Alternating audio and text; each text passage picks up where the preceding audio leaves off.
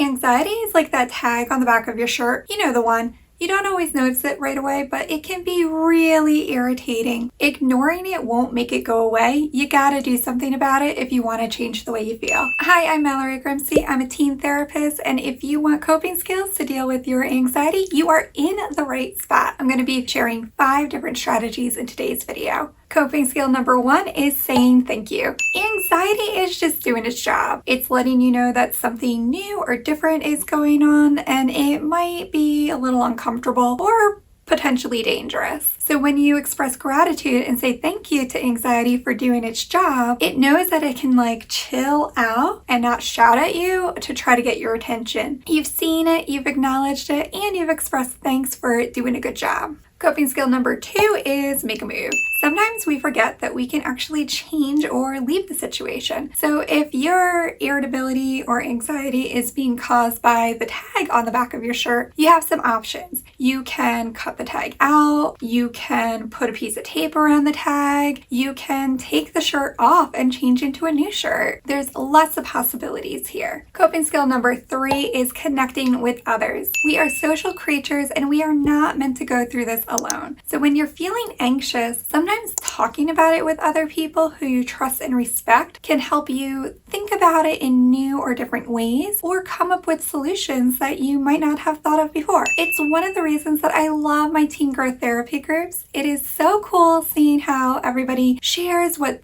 worked for them and what was challenging about that and what they learned from those experiences, because you just never know how sharing what you've learned could help somebody else. Plus, it's always nice to know that you're not alone and that you're not crazy for having that experience. Coping skill number 4 is radical acceptance.